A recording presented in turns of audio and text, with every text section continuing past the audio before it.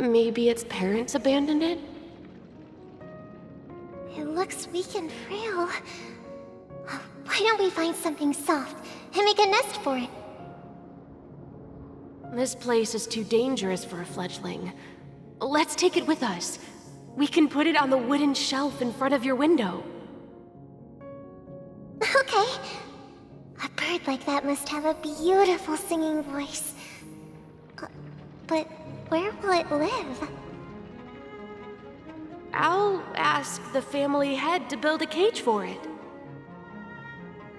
A cage? But then it won't have the freedom to fly, right? Let's see.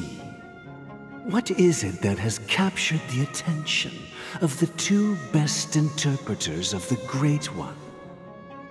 To the point that they've forgotten how to enjoy their dessert. Oh, poor little thing. Doesn't look like it's doing well. Do you want to rescue it? I do. But I don't want to lock it up in a cage. Why? Even if it's small and not fully feathered, and can't sing, it didn't come into this world just to be locked up in a cage. Birds belong to the sky. That's quite the romantic idea. And what about you, a young scholar? Do you agree with your sister? I think she's right. But if we leave it out in the wild, it won't survive for more than a few days at best.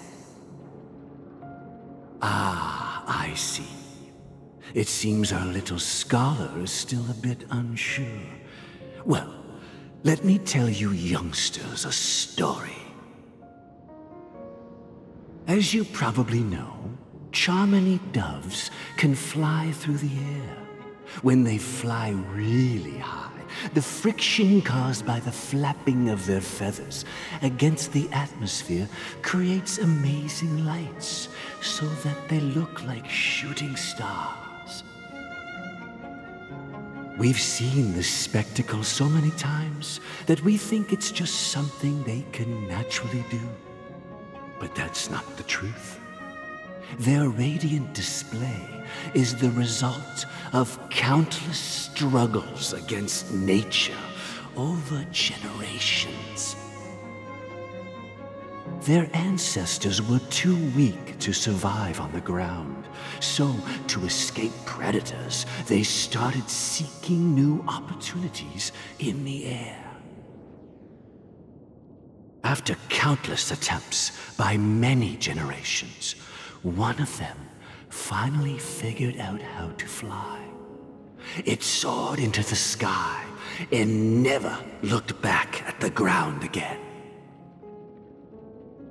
So, you mean birds aren't born to fly, but they find a way to do it through their determination, right? Well, that's an idealistic way of putting it. So, what are your thoughts, Sunday? I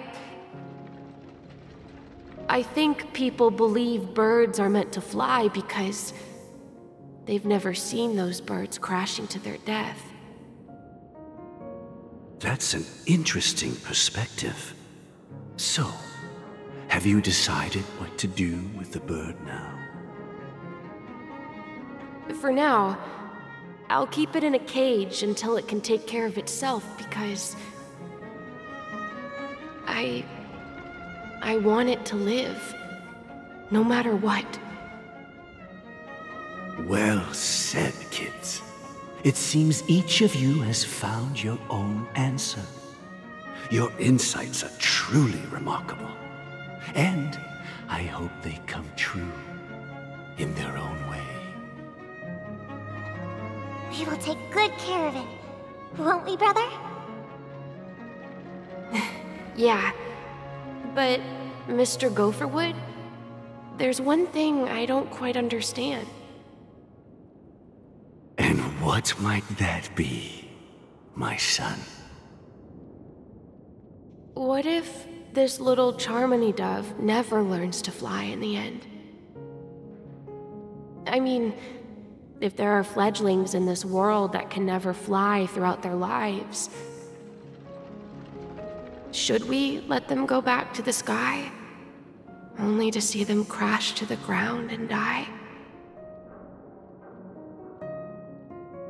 Talking in your sleep, Birdie? Time to wake up.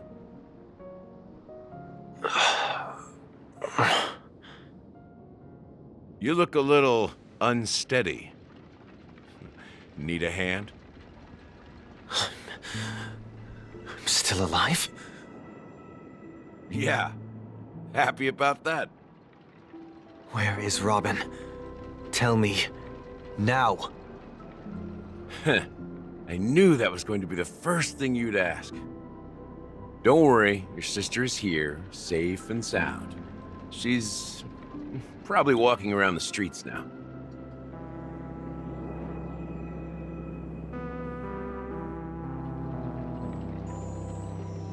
If I were you, I'd be more worried about myself. After all, right in front of you is the guy who just stabbed you in the chest with a dagger.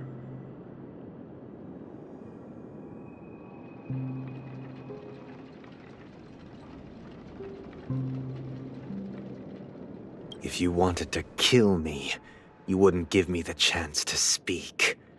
Just tell me your demands, lackey of the Watchmaker.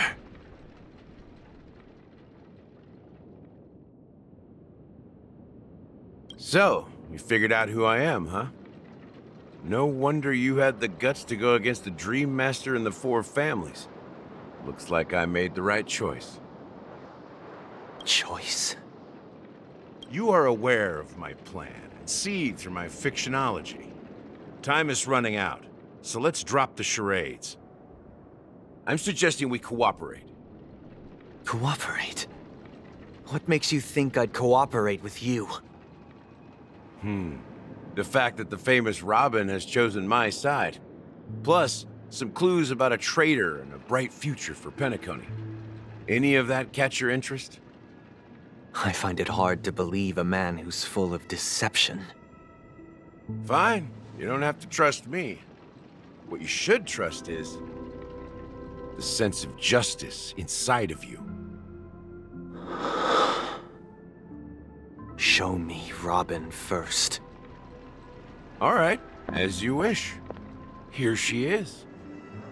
Huh? What's your trick this time? Just kidding. I mean, this lady will lead us to Robin, right? And the crew, too. There are too many people who you owe an explanation. That'd be great. Please follow me, Honorable Oak Family Head. Now, all the actors are on the stage.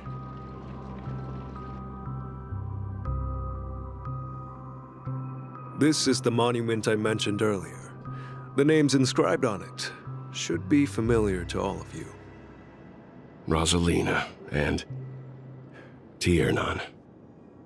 When Penacony was known as a frontier prison, it was the Trailblazers who connected it with the stars. They were the heroes who saved Asdana, and their names deserve to be immortalized, not just on this small stone tablet, but in the annals of history for all of time. However, today, the planet of festivities is nothing but sweet dreams. That heavy piece of history is all a distant memory. Just like that prison. If their names are inscribed here, then that means... According to Micah, they died long ago. Rosalina was killed during the War of Independence. She ventured alone into the heart of the star system to investigate the flow of Memoria, but she never returned. Tiernan was a skilled gunslinger, strong and reliable. He led the people through countless battles, but he didn't live long enough to witness the arrival of true peace. In the decade following the war, Penacony faced challenges internal and external. To protect Asdana, Tiernan picked up the way of the Trailblaze again, and led the Lampmoth family to explore beyond the system, only to be surrounded and wiped out by the Swarm. Though I had expected as much, the tales of these heroes truly are sorrowful. True to the title of Trailblazer, they spent their lives venturing into the unknown. But what about this tablet? There are no names carved on it. When Dreamflux Reef was created, its owner was still alive. However, he insisted on erecting a monument for himself, saying that it will happen someday. Here we meet again. Everyone from the Astral Express. Robin.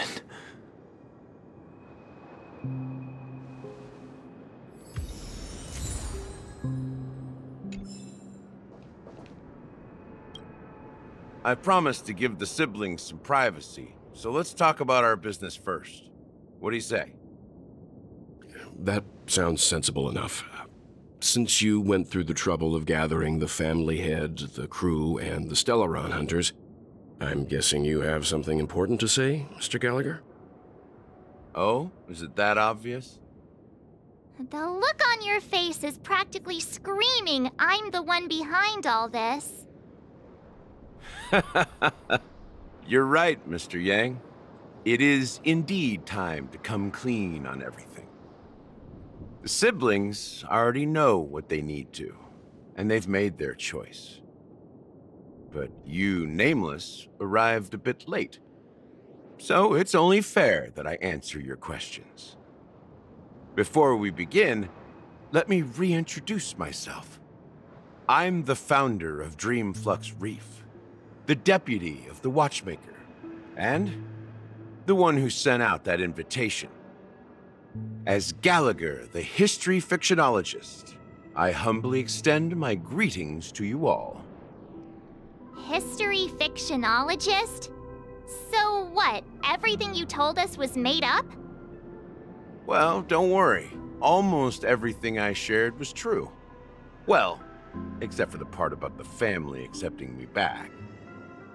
I double-checked with Micah, and everything he said about the family, the Watchmaker, and Mikhail is true. Thank you for your understanding. Now let's get down to business. I'm sure you're all wondering why I went through the trouble of setting up this battle for the legacy, inviting different factions, and stirring up a ruckus all over Penacony. Well, it all boils down to something very familiar to all of you. The Stellaron. The Stellaron? But how is that possible? Penacony is a free-flowing interstellar hub. There are no signs of contamination whatsoever. You're totally correct. So, care to take a guess at what that means?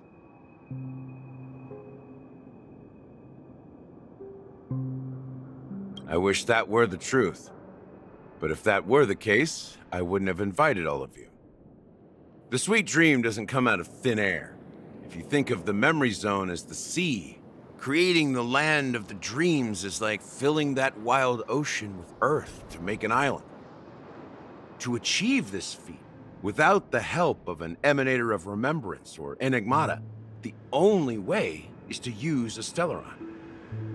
And that's not something you can achieve with a simple wish. It requires vast quantities of knowledge, time, and manpower. I'm sure you get what I'm hinting at. In Asdana, the planet of festivities itself is a Stellaron disaster. The planet of festivities itself is a Stellaron disaster? It all started a long time ago, back when the Watchmaker and his crew liberated the frontier prison. They faced countless challenges as they began building Penacony from the ground up. That's when the idea of using the Stellaron came into play. The Stellaron first entered the Asdana system during the war. The Nameless warned everyone against the folly of attempting to tamper with such a power, and most heeded their words. But there are always people in the shadows with ulterior motives. The turning point came after Tiernan's death. With two of the Nameless gone, the Watchmaker had to go to the front lines. It was at that moment his rivals saw an opportunity. By the time a representative from the Montour Systems family arrived at the Watchmaker's call, the Stellaron had already been activated and was seeping into the primordial synesthesia dreamscape. And I suppose the family happened to possess the knowledge to seal the Stellaron? Not just that. They knew far more about the Stellaron than the average person. They helped Mikhail swiftly quell the civil unrest and played a part in building Penacony under the disguise of the Harmony. Those three eras were known as the Age of Dreaming. The Watchmaker, who had been left in the dark, sent out invitations across the universe, spreading the hype around the land of the dreams. Then, how did they turn against each other? Remember the island in the ocean metaphor? The truth is, the Stellaron was never truly sealed. It existed in a different form within the dreamscape. Think about this. What would it cost to create and maintain such a lavish dreamland? It's people's lives. The opulent dream is built upon the decay of spirits, with a toxic elixir called pleasure flowing through the dreamscape. It tempts people to indulge in the dreamscape, and gradually their minds succumb, becoming nourishment for the sweet dream. Confusion, laziness, and cowardice, weaknesses that plague humanity, were magnified and nourished by the family. Penacony became a new kind of prison, even more impenetrable than the previous one. Sadly, we realized this far too late. By then, the family had a firm grip on Penacony, swiftly quelling any opposition that arose. At my wit's end, I had to use the power of the Enigmata, and sought refuge in this chaotic memory zone. Over the years, I fabricated a meme within this dream for our use. Dormancy. That's its real name. We exploited a loophole. You see, regular people can't fall asleep again while they are inside the dreamscape. So this is the true meaning of the impossible. You sent out invitations in the Watchmaker's name to find forces capable of resolving the Stellaron disaster and draw them into Penacony to uncover the truth. It's not just that. Above all, I wanted to see what happens when the major factions engage in a struggle for the legacy. Since this is the Watchmaker's first announcement in decades, the traitor within the family is bound to reveal themselves. So, the legacy is just a facade. If you want to consider the Stellaron as the legacy, I'm totally fine with that. If that's the case, where is the Stellaron now? That's a question for Mr. Wings. The Stellaron is still under the family's control, and as the head of the Oak family, I'm sure he holds all the answers.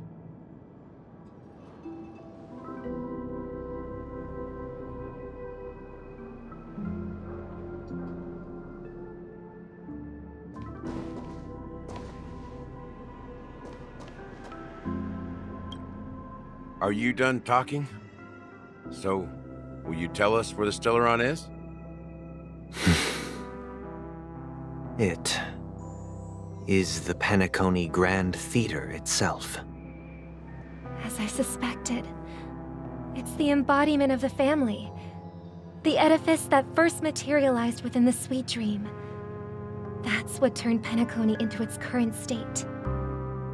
As for the person who employed its power, it is in fact Mr. Gopherwood, the current Dream Master. Well, that was easier than I thought. Did you conduct your own investigation already? Correct. When I was trying to track down the person who murdered my sister, apart from you, Gopherwood was my second suspect. Confronting me first turned out to be a smart move on your part. I didn't have other options. The Dream Master has been elusive, and even the heads of the families can hardly get an audience with him. Moreover, Mr. Gopher Wood has